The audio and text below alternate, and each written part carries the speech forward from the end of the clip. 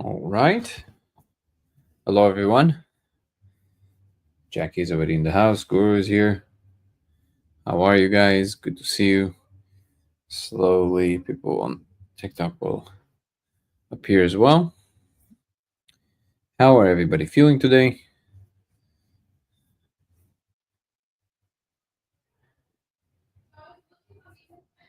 Sauga JM, how are you, everyone?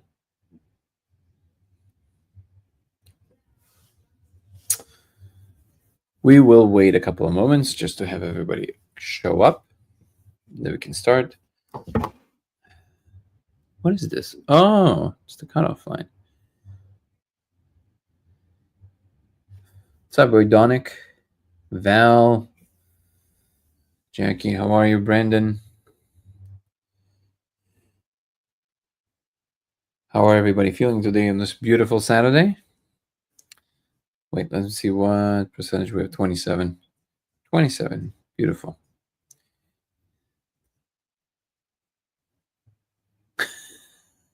Guru saying I tried building my own laser, but it caught on fire. Well, if that's not a sign, I don't know what is. I don't think you're supposed to be doing this this experiment. Oh my god.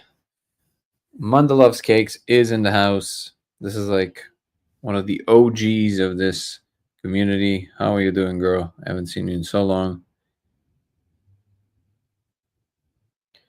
Stop trading. No predictable. I'm not what? I'm doing great. So good to see you. Got me excited. I was really busy recently, but I used to watch your little clips with you singing all the time, lip syncing. It was great. Wait, you weren't lip syncing in a lot of them, I think. Once, all of them. Jackie is relaxing. I'm glad to hear that. Have you covered belief as the engine that limits what's possible? Doubt and skepticism canceling belief and faith. I think it's a very good question, actually. It's an interesting angle. Thank you for that, Boydonic. We'll approach it in a moment. Tinkerbell. Val is saying, Jackie, that's a very good experiment. Wait, what? Oh. I can't stay, but wanted to say hello and wish you all well. Thank you so much, Wendy. We appreciate you. Top hour off and Drasco. Good to see you guys. Okay, so yeah, slowly people are showing up. One thing I will say, Boydonic. First of all, some people encourage me to do a little bit more. I guess, well, in people's minds, these are debates, but I don't see these points of different points of view as necessarily debate options. They're more exchanging notes around what is possible to agree upon, even from different perspectives. And what's interesting is exploring the different perspectives that people have and why. So I think I will be encouraging more of that. I do think that might be interesting. It can be an interesting angle to take. And so anybody who knows of anyone who is really good in their subject matter and they want to talk about it and they want to bring it up and they want to maybe present a different point of view or anything like that, but it has to have substance. It has to be interesting. It can't just be like, just kind of like this meandering roundabout point. It has to be something specific. So in that spirit, I really enjoyed what you said, Boydonic. Not that I disagree at all with what you said, but I do enjoy that this is a question with more substance. So the question again was, have you covered belief as the engine that limits what's possible? Doubt and skepticism canceling belief and faith. So there's a lot to unpack here, actually. The first part of the sentence, have you covered belief as the engine that limits what's possible? I don't know to what degree we spoke about this, but belief, of course, limits the channels that you're exploring in your cognitive space. However, something to mention is that you can't really be without any of it. So maybe we want to use a different word, maybe not belief, but you definitely always have some frames that you're holding that are your current convictions or assumptions about the world, and I guess you can categorize it together, lump it together with belief. I know you probably mean the word a little bit differently. You're probably talking about, blind faith, things like this. And if not, please correct me. But belief definitely limits the channels that you're looking at. But then again, any frame you hold about the world does, and thank God it does. Actually, funny enough, I was just kind of scrolling through my feed, and there was this clip by Jordan Peterson talking to Joe Rogan, and a really short one. And I think it delivers the point about this particular subject. He said it's when he kind of shows Joe how this thing works, right? So he says, let's play a game. And Joe goes, all right. And Jordan goes, you go first. And Joe goes, all right. And he goes, go ahead. And he says, well, I don't remember exactly how it happened, but basically it's kind of like, what is the game? He says, this is the game. You can do whatever you want. You play first. And then Joe was a little confused, and then Jordan explained, which is something I'm pointing out very often with ChatGPT, for example, that limitations, rules. What's interesting is Jordan said that when people are presented with this kind of a move first, do anything you want situation, they freeze. They don't know what to do because they're waiting for a rule. And so he basically says that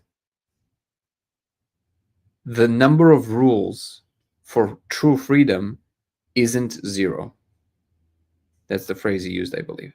And that really is the crux here. I always use this example with ChatGPT, that it kind of reveals to us that really the final frontier is our imagination. Because if you think you can do anything, that's actually the biggest hurdle you can possibly clear. Because when you can do anything, you don't know what to do next. Deciding what to do next without any rules at all is very difficult, if not impossible. And I would claim that if you take this to the ultimate degree, if you take it to the limit, you will discover you're completely paralyzed and it's impossible to do anything. And I guess the extreme version of that is that if there is nothing can happen. So it's interesting that there has to be some ramifications. There has to be some basic assumptions about something to make the first move that then moves the dial, and then there's an interaction with the world, and then you make the next move, and so on and so on and so on. So in the deepest level, having some assumption is always important to actually make any move at all. However, I think what you were alluding to with your question was more around the difference between blind faith and skepticism, and more of the scientific method. And this is where we really get into the weeds, because it's true that with the scientific method, on the surface of it, it seems like what is the main operative is the skepticism. But actually, it isn't. Skepticism is something that kind of came around when people started talking about it more, part of pop culture. The scientific method involves two things that constantly interplay: conjecture and testing. Conjecture and testing. You assume something, you test it. You guess again, you test it. You guess more, you test it. And obviously, you're using the data from what you're testing to inform your next guess. So I'm guessing that if I take my next step when I'm walking, my leg would land, but I'm taking the step. If my leg would go through the floor, or if I'm walking through dunes and there's like quicksand or something, very quickly I'm going to find out that my theory about the next step being solid was wrong, and I have to error correct, and I have to say, okay, I have to step back, or I have to step in a different place. I'm not going to keep walking in the same direction. And this is how really all of science works. Now, this is as far as we know, this is the best way to go about everything. And really, we're doing this every day anyway. It's just that the scientific method institutionalized the process with an entire organization of people that are doing things only in this way, and they're testing each other as well. So they're applying pressure from all directions. So this will definitely help a situation from us being fooled more easy. The problem, I think, started when we started taking the scientific method and we decided that only the things that we can see, so to speak, through the tools that we've created are the ones that is worth discussing as the real thing, forgetting that the conjecture is always happening through different modalities. So you don't necessarily have to test it physically. There's many other ways to test it, and they will still give you good enough data to proceed to the next guess. And that, I believe, is being swept under the carpet, because the thing that is the most obvious and given, which is our consciousness, the fact that we have it in experience, somehow is assumed to simply come out of the process that we're trying to test. When in reality, if you're not guessing anything about it, you will never be able to incorporate it into your models. So unless you aim there, you can never do that. And that is also very important to mention. Plasma is ionized gas. So electrons float free in a plasma. Somebody asked, what is plasma?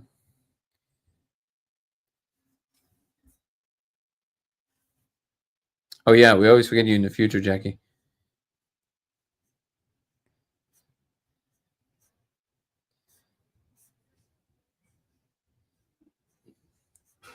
And Bodyneck, Boydonic, if you want to talk more, like easier, instead of being here, you can always come to TikTok. The handle is Danny Goler, DANNY GOLER, just one word, because I can bring you on and we can actually chat via audio instead of you texting, typing in.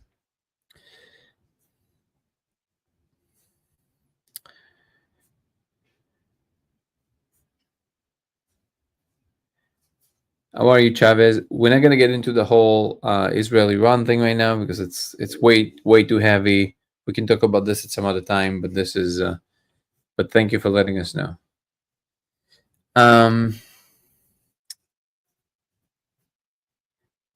So Jackie, this is an interesting thing. I wanna point something out there, and I hope you take it with the spirit that I mean it, because it's very important for me to point this point out. But I want to make sure that you understand I'm not singling you out. This is something that is very common, but I want to address this way of doing things, and I find this to be one of the biggest impediments for our future in the 21st century and beyond. But again, I'm not singling you out as a person, but this move that you just did, it's a very common one. I want to see if we can explore whether this is actually corrosive. I see it to be corrosive, this kind of a way of addressing anything. So I mentioned something that Jordan Peterson said to Joe Rogan, right? Your response is, not a fan of Jordan Peterson personally. I want you to notice something, and maybe you even understand this. And again, I'm not singling you out. I love that you're coming to the chats. Please never stop coming. I just want to point this point out because it's very important. What you just said has nothing to do with what I said or even with Jordan Peterson.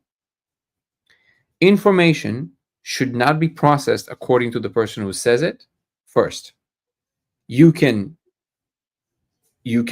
use the fact that somebody in particular said it if the context of that is relevant to the information discussed.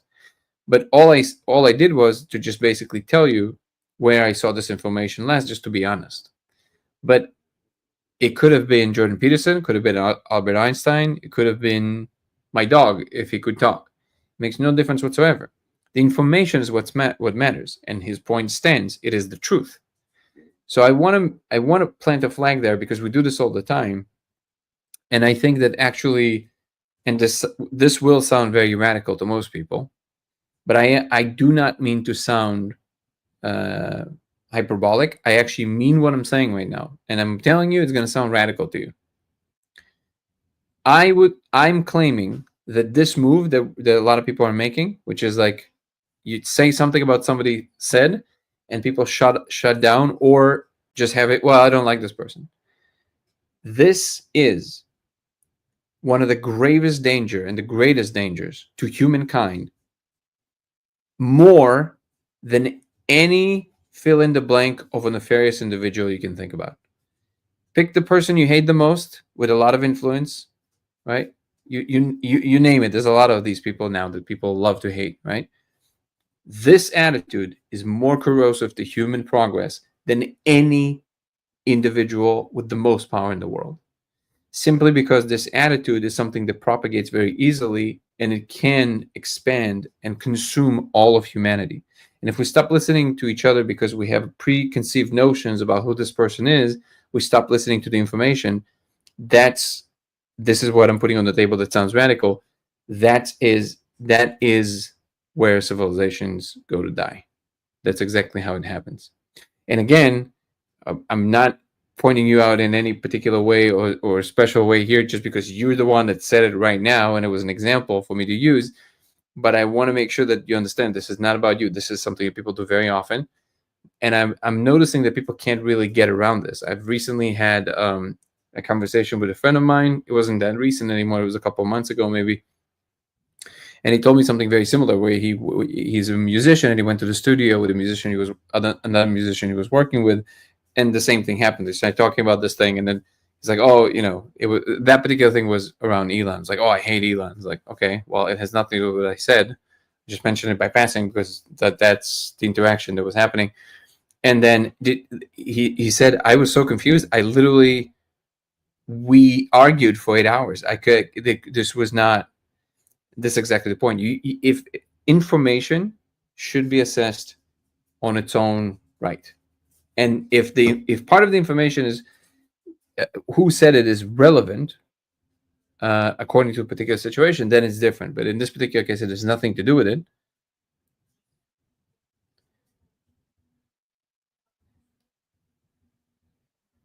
Hold on, we're bringing someone online. How are you, brother? Hold on, I'm going to turn you up so people can hear you. How are you doing?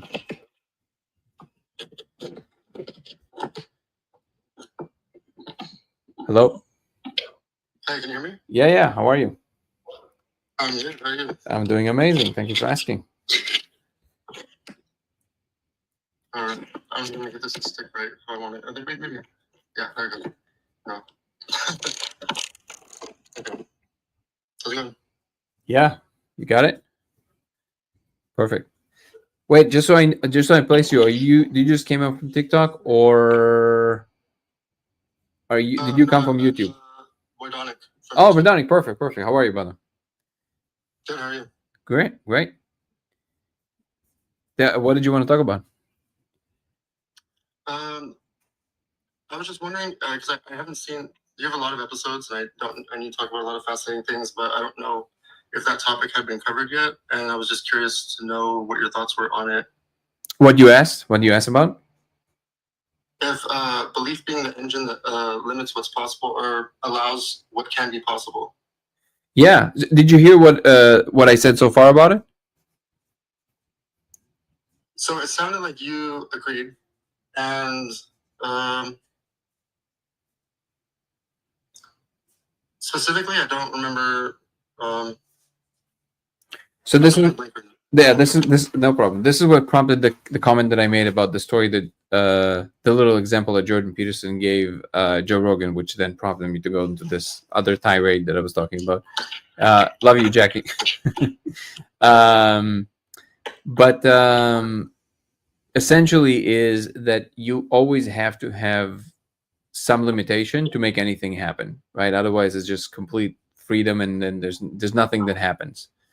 But there are ideas that lead you invariably towards better understandings and ideas that lead you away from understandings, and all of them have to be contextualized and accompanied by testing with the world, which is what science is in the business of. So essentially is, yes, we absolutely, not only beliefs inform the next step of computation that your brain will take in the direction towards which it takes it, but it is also the thing without which you will be incapable of making any decisions about the world at all. The people who say, no, I'm just being objective, if they're just using it kind of like, just to kind of get across to the next point, it's fine, it's understandable. But if they're using that as an actual truth claim, like if they say, oh no, I'm actually just being objective, that actually doesn't exist. So like you're already holding frames that might be true or false, but you're always looking at everything through the frame that you already hold. And I guess you can call it a belief. And there's more of an informed belief and uninformed belief. So if you want, you can clarify exactly what you meant, or even if what I'm answering addressing what you're asking.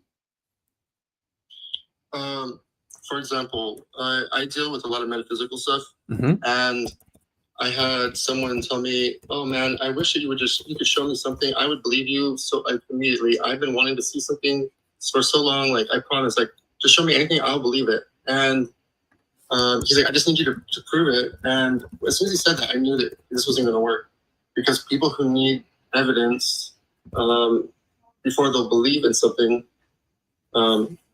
as well, and metaphysical stuff at least, are cutting themselves off, because evidence is a physical reality. If you want evidence, it's something that we can measure and document here in the physical. And I see. you can't ask spirit to come down to physical and become physical so that you can measure it. So to believe that it's spirit, that doesn't make sense. It's like I don't know if you saw my comment, but it's like a rock asking liquid to be rock before rock will believe that liquid is a liquid. It doesn't. You can't ask it to come down to physical reality so that you can take a measurement of it. It's not physical. So you have to take the first step and believe before you'll be able to see spirit in that sense. Okay, I love this. Great. So this is actually a perfect opportunity to explore whether the claim that anything has to do with spirit does not have its equivalence of proof, right? So for example, I can say, let's take something that a lot of people in the spiritual community believe, the law of attraction, right? We believe that if we align our inner state and our mind in some way, or state of being, however you want to call it, then the things that you're going to bring about in your awareness, if you hold them long enough, they will manifest to different degrees, right? So that's obviously I'm like summarizing here, but a lot of people in the spiritual community believe in the law of attraction, if not all of them. So the question is this testable? It sounds like what you're saying, correct me if I'm wrong, you would say, no, it's not testable. It's personal. You have to accept it. And only when you accept it, then the thing starts happening. First of all, would that be fair assumption about what your position about this would be?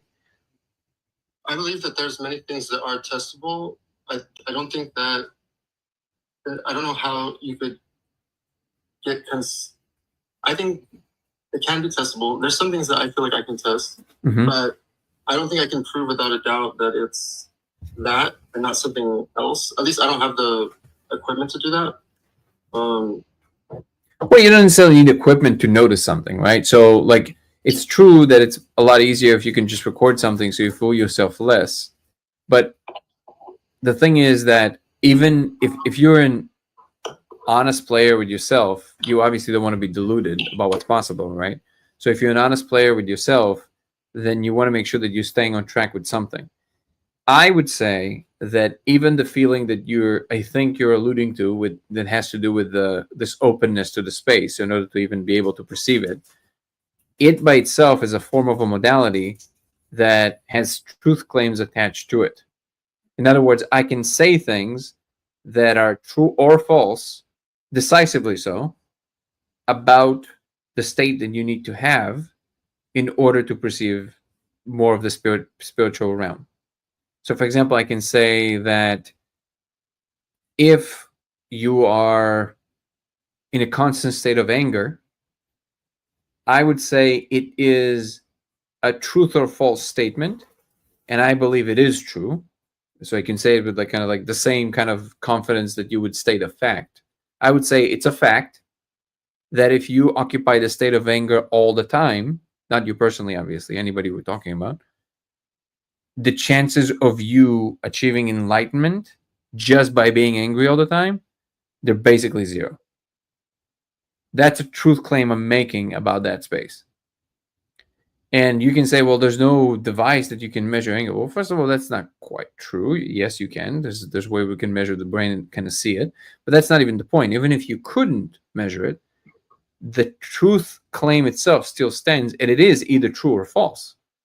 And it's true that most things, just like in science as well, most of them are not binary. Most of them, they're degrees of, right? So there's degrees to which if you're angry, you will never achieve enlightenment, because if you're not that angry, there's room for other kinds of emotions, and maybe actually the simmering of that anger might actually bring about something that will actually accelerate your process of enlightenment, let's say.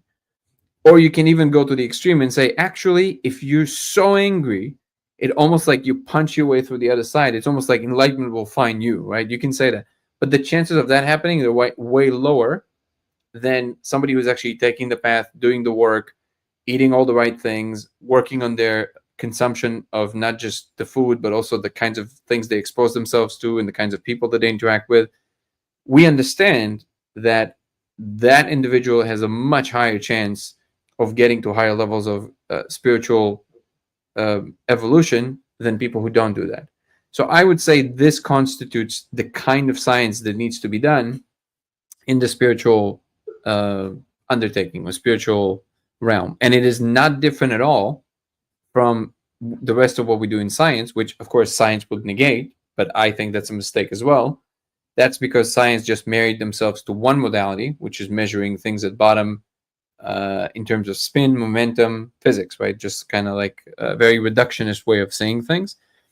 But it's not objectively true to say that the reductionist way is the only way to understand the most fundamental parts of the world. In fact, I would say that is demonstrably false. However, it is also demonstrably false that you can just do whatever and you will reach the same states of spiritual evolution. That's also not true. So there's definitely degrees here that we can play with that have to do with what the science of spirituality would be. And I would claim that that science already exists, which is, all the contemplative and the meditative practices that exist. Because if you think about what science entails, it entails observing something closely, seeing what kind of things are true about it, and then seeing if you can do something to repeat the process and then teach other people, show other people that you understand it by, if they repeat these steps, it would happen for them as well. As somebody who is being a Vipassana practitioner for quite a few years, I can tell you that it's staggering to discover how similar we are. How actually, in that regard, not special we are, but almost the same. Because you're sitting there, and every single day, in the end of the day, there's a discourse that is recorded from the 80s. And what Goenka is saying in that discourse is everything you experienced today. But nobody talks to anyone. So how can this be? Literally everybody are laughing at the right time when he mentioned something about what happened today, but nobody spoke to anyone. That means that every single day there's a progression that is objectively true for all humans or most humans, almost on cue.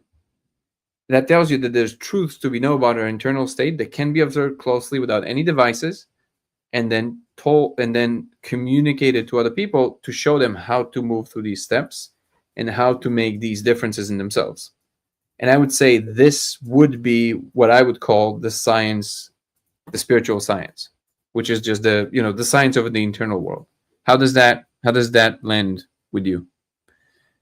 Wow. Where do I start? I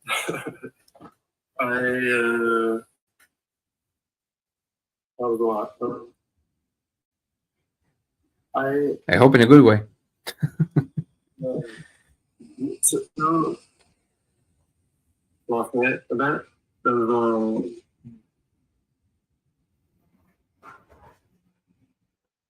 Yeah, I go on. Which would you say is a point of contention for you, if any? Point of what? Which one would you say is a point of contention for you? Which of the things that I said you feel like you might not fully agree with or disagree with? Well, I didn't. I mean, connecting science and poetry, science and spiritual, and where that lands exactly, I think is. Well, hold on. Can you guys hear what he's saying on YouTube? Because there's a lot of like noise. I want to make sure that they hear you. Can you guys hear it? Okay. Barely hear you. Okay, I will just repeat. I will just repeat. What is your name, brother? Donick. Huh? Donick. Donick. Oh, okay. It is your name. Okay, cool. So I will just repeat what Donick said. Go ahead. Well, if I just like to move on. Perfect. I would like to get to what I was trying to say earlier. I can't speak to what you just said. I kind of lost me along there, but I I wanted to share how I speak to. Okay, are you familiar with the field? The concept of the field. I'm like what you're experiencing, where you are in the field, and if this is a simulation, then there's code that can be edited in the field.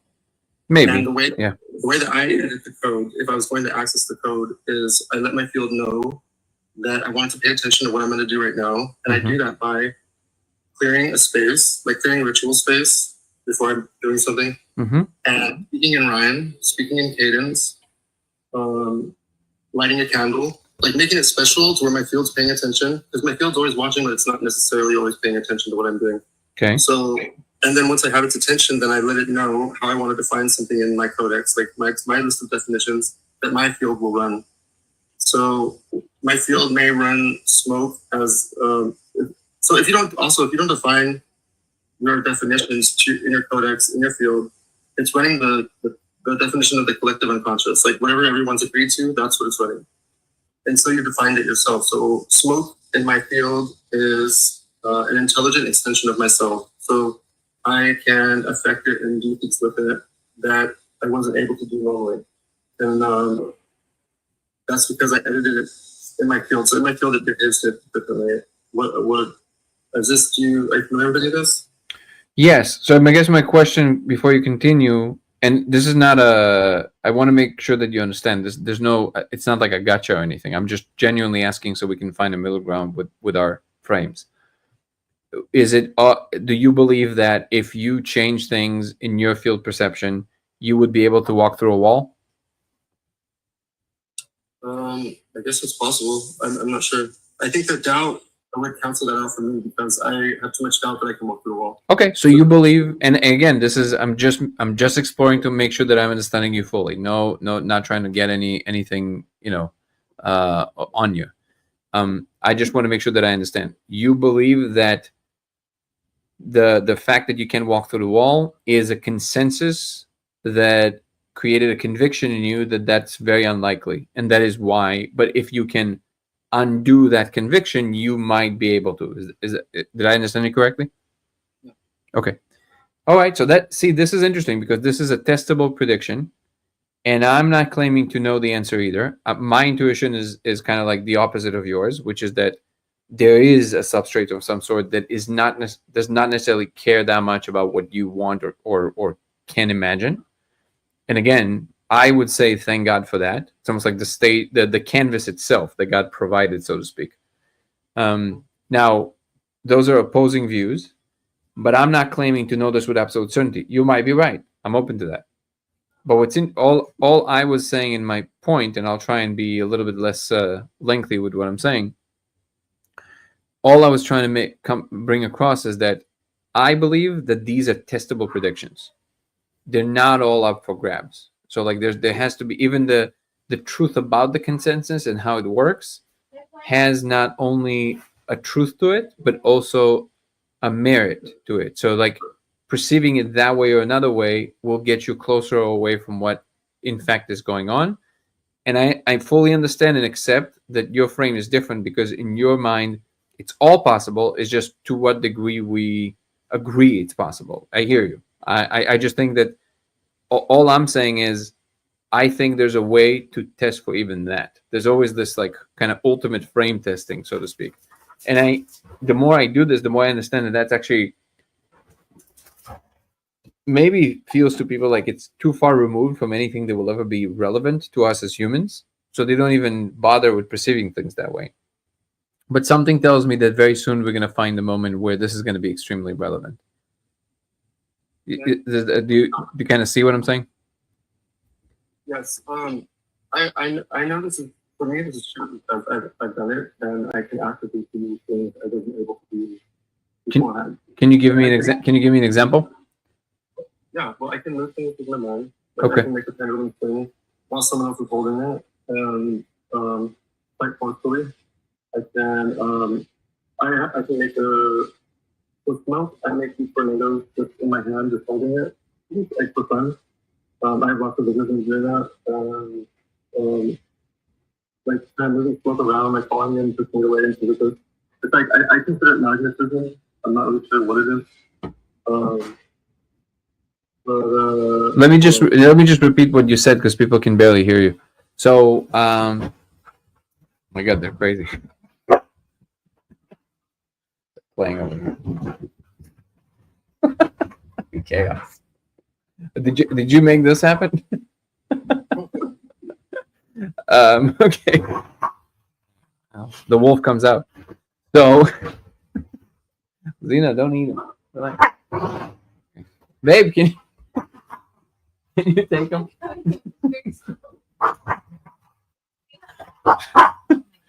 Just let you watch the show.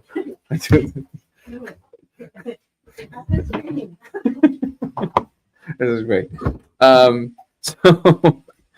okay, if this is proof of your powers, I accept it. So, okay, let me ask you. Let me first tell people what you said, and then, so, what was expressed is that. So anywhere where I'm misrepresenting it, just stop me and tell me that you said that you can do things with your mind that you couldn't before just by changing things in your field. You said that you can do little tornadoes in your hand. You can move objects with your hand even if people are holding them pretty tightly. And you said that all of this, you believe that it works through magnetism. And I feel magnetic, like the force I feel is like pulling and pushing when I do that. So I don't know what you would call it, energetic magnetism or something. But. Okay, so would you? But you're saying magnetism, which means that there's an element of magnetism that exists, and you're influencing it to make the things happen. Is that what you're saying? Well, possibly that's my assumption. I don't really know the science behind it or what's happening exactly, but I know what it feels like. So that's my point in full.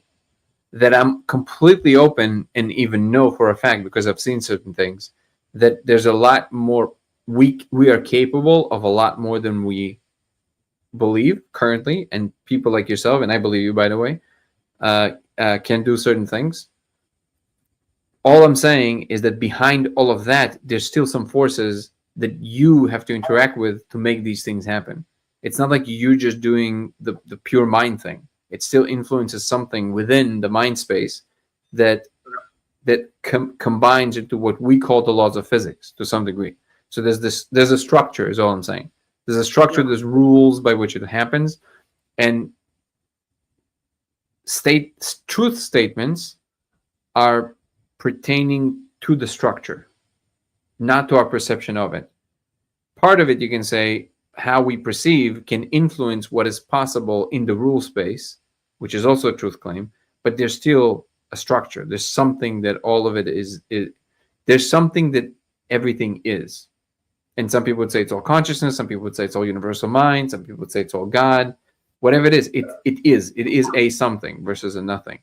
And it, again, I don't know if the way it hits the listener's ear is it's almost like I'm saying the most obvious thing. So maybe what's the point of pointing it out? But to me, it sounds like this point is literally being kind of ignored, which is like there's a reason there's a wall. There's a reason why the laws of physics are what they are. Even if it's all mind at bottom, we can ask questions about the truth or the understanding of why the mind space at large arranged itself in this way and not in any other way. And you're saying it's just all kind of like consensus around conscious being in the space, and I'm open to it, but that's one claim that can be proven right or wrong, I think. I think that it can be proven. I think that if I spend my word, I don't know how to prove it, but I believe it's true. I mean, so when it first started, like, I asked. Sorry. I'm gonna repeat after you said it. Go ahead. When it started, there was kind of like an energy or something that I created. I built it. It's something I don't know what. And I was kind of moving it around the room, and I saw it got stuck behind a chair. Mm-hmm. And I thought I'm crazy. I don't know what this is. But it got stuck behind a chair, and I reached out to feel it because I'm like, why are you acting like you're real? And I touched it, and I could feel it, and I freaked out. I asked my friend Matt, hey Matt, do you feel anything over there? And he's moving his hand over there. He's like, what is that? Like, it's like really like dense air is like right in that spot. And I realized that, okay, this is more than just me. This is outside of me. This is not just me. And so I know, like, I could feel it. I could feel the temperature shift. I could feel the density difference. I don't know how to prove that that's a thing, but I know there's devices that can do that.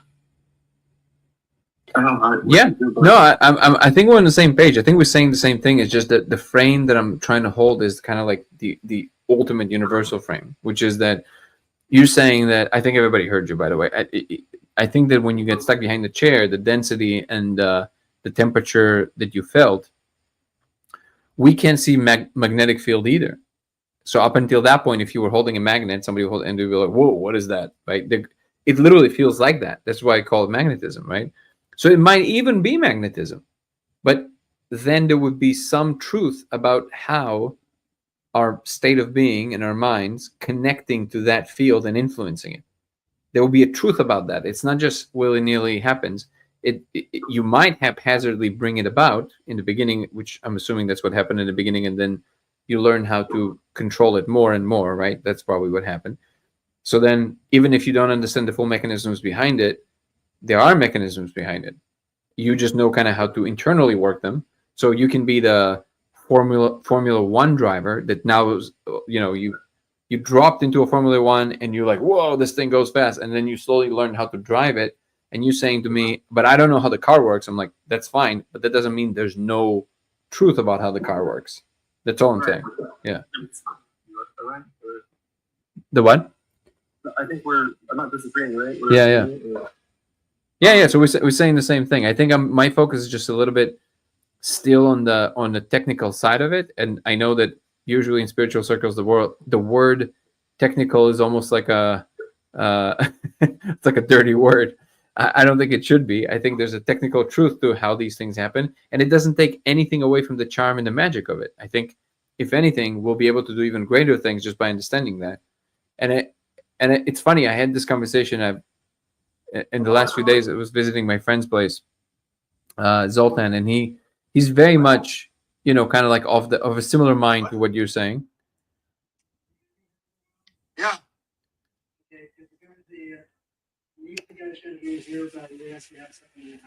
Okay. What is it?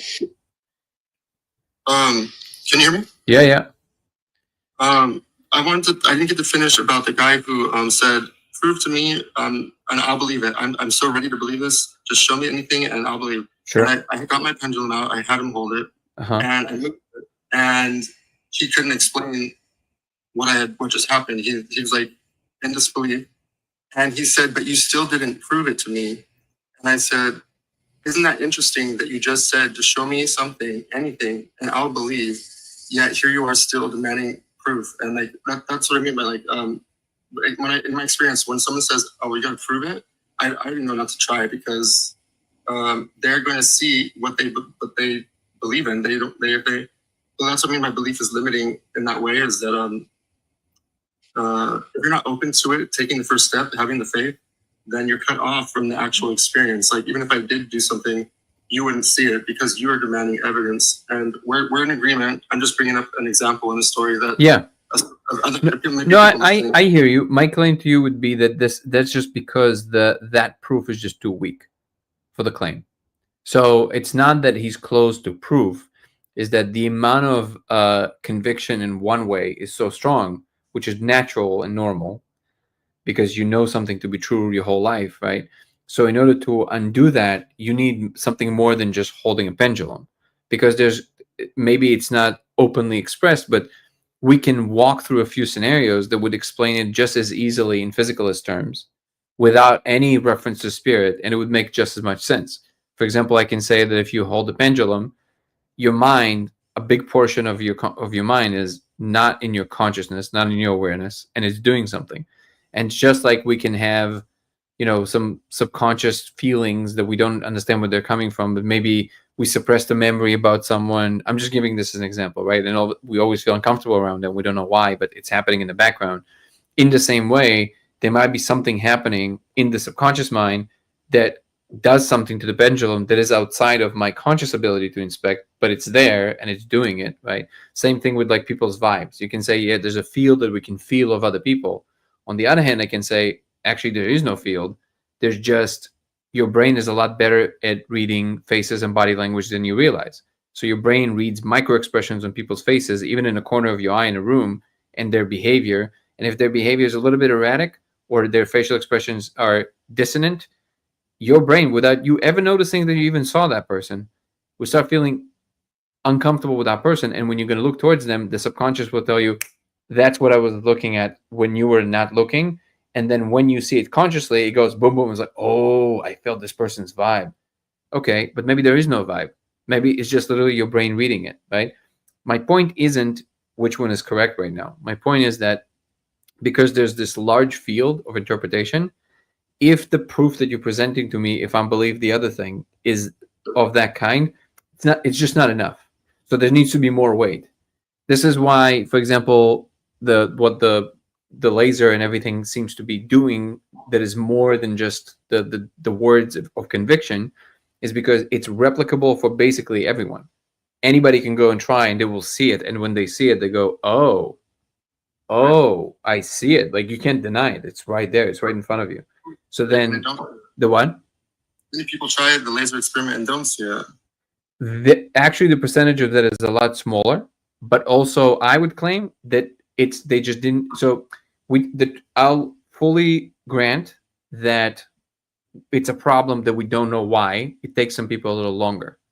I'm willing to make a bet that it's a one-way street, and there's not one person that, if they're going to keep trying, they will not see it. I'm willing to place that bet. That there's not going to be one person that will not see it. It's just a matter of, sometimes people have to kind of refocus a little bit. But the reason I'm calling it a one-way street is because even if you have to try really hard, or you have to do, I still don't know why that is. And you're right, that is a problem if you want to look at it from a scientific perspective. But the thing is that no matter what you do or how you get there, when you get there, you can't undo it. Which, if it would be an illusion, that would not be there, which means that you could undo it. Like if you all of a sudden change the setting or change your mood or change whatever, you would never be able, at some point you would expect it to kind of go away again, but it never goes away. So the second you see it, it's there, stable, doesn't change. And I tell people after they see it, they're like, yeah, but maybe you planted it in my head. Okay, think of something else. And they try all kinds of things that they can never see anything else, because that's what it is. We had a perfect case of this, not of this, but of a blind observation relatively recently that I didn't even plan. We were doing some tests in San Francisco, and we were doing brain scans with Stuart Hameroff. And because it's Stuart, and he's kind of like a big name, there was this researcher, it was a couple, two researchers. The girl that they came together, and they did the test with Stuart. And then when she was done, I asked her, hey, would you like to do the laser? And what I didn't know is that John, who brought her, didn't tell her anything. So she said, what laser? And I said, oh, you don't know? She's like, no. What laser? I was like, perfect. She's a researcher. She never heard about me. She doesn't know anything about the laser. Perfect. We put her in front of the laser. We're recording this, obviously. She smokes the thing. It's almost like I handed her a script. First of all, she was blown away, as expected. She was just like, what? Like, she was, and then she started listing. She's like, and then she started saying all these things, every single thing that we mentioned. It's almost like it was a playbook. It was crazy. So I wasn't trying to attack you or anything. Oh, no, not at all. I don't, if it comes across as I'm like being defensive, not at all. Sometimes I'm just, I have a style of communication that sometimes can appear a little bit strident. It's just my style. I don't take it in a defensive way at all. I'm just explaining that there's a difference. I'm not saying my proof is better than your proof. It's not what I'm saying at all. I'm trying to speak from a neutral frame, and I'm saying I do believe that if you present a few more points of evidence, you need a few points of evidence. It's not, or it's going to be stronger. Like, you said you can move. I have plenty of evidence, but let's go back to the pendulum guy. After I tried it several different ways to appease his skepticism. He finally ended with, well, you're breathing, and your breath could have been the thing that moved the pendulum. You can't prove to me that your breath was not moving the pendulum because you breathed. And I'm like, well, you're going to grasp at anything rather than let it just be this thing that I'm doing. Like he was so stuck in like, well, you gotta prove it, you're not proving it. And I just find those people that they're always gonna find something to make it like not the thing that I'm doing. It's Not always. For a long time though, because that's natural. The brain is trying to hold its frame because it's less energy to try and to hold the same frame than reframe, right? So that's a natural process.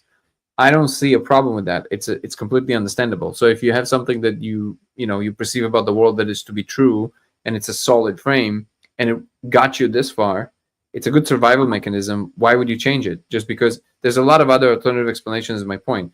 You're saying to me, it seems like it will never change. I'm saying I don't think so. I think it's just a matter of presenting more data points and stronger data points. Like, for example, if you can move something as heavy as this, which is very difficult to move, well, you want to tell me that then it's not going to be a little easier for a person to accept? You must understand that it's easier with something like this, right? So then the point I would even say, and I think you would agree with me, that it's not even about proving anything, right? But to the people that are asking for proof, if they genuinely are saying I'm open, I don't know if I fully agree that the reason they don't accept is because they're kind of really trying to not believe. It's just that's weak. It's not strong enough. And I do think that knowledge is acquired more like long exposures of the camera to the stars, space photography, than a linear process. It's not like you gave him a data point. It was like, here's the data point. Here's the one you asked for. It's never one data point. It's like the sky. You expose the camera for longer and longer, and eventually enough stars appear together, and it creates a pattern. And then you say, oh, okay, I see. There's a pattern there. I understand. And then it will still take some time to reframe because that's, it takes some time. So there's two different conversations. One is about the how difficult it is to prove to people who, first of all, the ones that are completely skeptical. I would agree with you that if somebody holds a frame that insists to not believe, yes, I would agree with you that it's going to be, if I want to be generous, it will be, I will say very difficult. Or if I want to be more realistic, maybe never. They will never accept it because they literally choose to find excuses to not see it. We're in full agreement, you and I. However, if somebody is internally genuine about trying to understand and want to know, and if you're engaged in actually trying to make them believe this, then I would say it's on to us to have the compassion to understand that, well, there's a whole programming writing there, and it takes a moment to undo all of that, right? And that's okay. And you might say, hey, it's not my battle. I don't feel like that's my job. Once again, we would agree. I don't think it's something that this is why I'm always saying I'm not proving anything to anyone. I'm making information available. You can try it. You cannot try it. I'm going to be working and trying to substantiate it even more and more, because I do believe that there will be a critical point where more people would need to know this fast. They might not have the time to kind of, take the time and do this thing. And maybe this is what drives me. I'm not sure. But I think essentially we're saying the same thing. It's just that in some junctions, we draw a different conclusion. You think that it will be never possible to show the people who decide that, that they have a different. No, okay. This is the first time I've ever seen like a down thing. So it says not never. No, I don't think it would never be possible. I just don't know. I mean, I think it's definitely possible. Yeah. For the science community. Yeah, I think it's just that it needs to be irrefutable, right? So like, and if we are in the game of proving it. If they take consciousness into account and things like belief and as part of the equation, I think it would be very simple and easy to probably explain most of the things. But you can't find, even everything you're saying, you also have a belief, right? Even though you are the more spiritually evolved, but you still have your beliefs about it. You don't know the ultimate frame, do you? I don't think so. Yeah, nobody does. So we all carry beliefs to different degrees. And you're right. You are in a higher vantage point because you're interacting with these things in real time and you know they're possible. But that is because you're interacting with them in real time and you can make them work. Other people are not either as talented or as open or spiritually evolved, and it's harder for them to bring these things about. So I don't see anything weird about them not being able to accept that as a thing. I'm one of these people. I'm very hard-headed, very difficult to convince me of anything. I don't believe anything. Nothing. I don't believe it till this day. I don't believe anything. I only know something. I either know it or I don't know it. And if I know it, it means I went through a very, very long process that takes years in my head of seeing it again and again and again and again, and then doing different like perturbations to this thing. And then eventually, something lands. But that's a very long process, and I'm very stubborn. I'm like this. But there's nothing I can change about it. That's my architecture. So maybe it has a role, and maybe I'm in the position that I'm in because of it. I don't know. I truly don't know. But I do know that what it's like to not just accept things without being resistant to it. There's a fine line there, and I will fully agree that some people are just, well, they call themselves skeptics or free thinkers, but really they're just assholes. Sorry for the they just push back for no reason. They're just being contrarians, really. That's all they are. And pushing back for the sake of doing that, well, that's as dumb as accepting anything. It's like you're just resisting everything. So it's not. There's got to be a balance. But ultimately, there has to be direct interaction with the thing that is happening for you to accept it. Like you said in the beginning, you freaked out, right? With the chair, like you freaked out. You're like, what's going on? It took you some doing to interact with it again and again and again and again and again, and then you said, okay. When I do this, this works. When I do that, it doesn't work. So I'm not thinking about like people being skeptics and why and where that comes from, and the journey to take time. Mm-hmm. I finished a book yesterday I was writing called The Evidence You Can't See, Mm-hmm. The Spiritual Guide for the Skeptic. And I decided to author it because I just felt that I'm not supposed to be finding the proof. I'm going to be the proof. I'm going to be the example. I'll be the thing that people can see that would be the proof for them. And sort of trying to find truth and to convince them. So if you don't mind, so we what we do, part of Project Veilbreak, which is kind of like the offshoot of Code of Reality, is we're testing a lot of these things openly, not to disprove it or anything like this, but openly investigating all of these cases so we can build a picture of what works. And we're part of joining force with a large organization, with Molecule Quest and a couple of others. And so part of that is to actually utilize abilities like the ones you have to build a map of what's possible and why. Excuse me. So if you're open to it, I would love if you write to me on Discord, and we can add you to Veilbreak, and we can start a conversation, and we can think together how we can incorporate some of the stuff that you can do into all the other things that we're doing, because we are doing some brain mapping, some brain scans with the molecule, without the molecule, with the laser, without the laser, with the certain abilities present, not present, and running the data. So we have some, very fun people involved. And if you're open to it, you might not be, I don't know. But if you are, please write to me on Discord. Dengo83, I think. Let me make sure. You know our Discord channel, right? No. Okay, so you can find it in the link tree here on TikTok. And you can also find it on YouTube on the main YouTube page. The third link of my social media links on YouTube. It's our Discord. Come join our community regardless. And then you'll find me, obviously, but I'll tell you what it is right now. And you can just text me there directly. Hold on. It's opening. It takes a moment.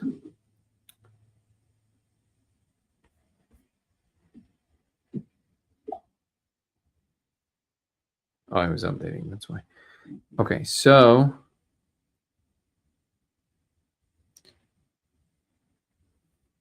yeah. So first of all, regardless, come join our Discord, and then my handle is just Dango83, all one word. But you'll find me in the community as well.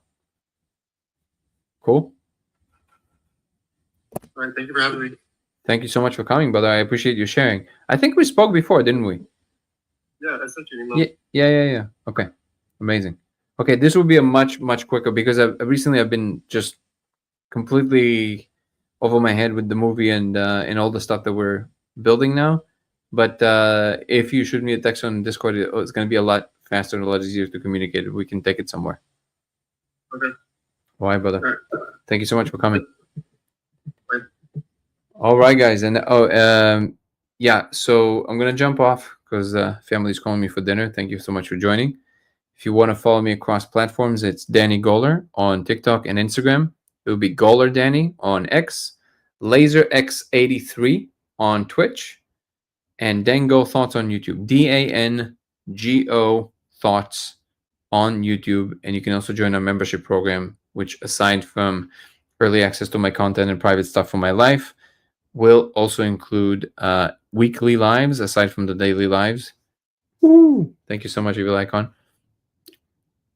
That involves us going deeper into subjects. There will probably be one tomorrow. Usually it's on Sundays. And we kind of dive deeper into subjects and break them down and watch videos and all kinds of things. So come to that. And if you join the membership program, you have access to that. And if you join from the second tier and up, it will include also Zoom calls with me once a month with the rest of the members on that tier. It's actually a very small groups currently, so it's great. It's almost like a one-on-one. So yeah, you guys are welcome to do that, and it helps the project as well. You can also go to codeofreality.com and check out our merch and the lasers and everything else that is entailed there. And please, please, please come join our community on Discord. You can find the link on in the link tree in the description on TikTok and on YouTube on my main YouTube page, Dango Thoughts, DANGO Thoughts. Love you all. Thank you so much for everybody, our regular community members and our moderators, Ebony and Chris and Guru and Jessica. Thank you guys. Love you very much. And thank you so much for all the regulars in the community. I love you all. And thank you so much for new and old participants, Evil Icon and Val. And who else with us here today? Jackie, of course. Who am I forgetting? I know we have some regulars. Well, I can't see everybody right now. Oh, Charlie's in the house. How are you, brother? All right, I'm going to jump off. Love you guys. Peace and love. See you tomorrow. Ciao. Have a good night.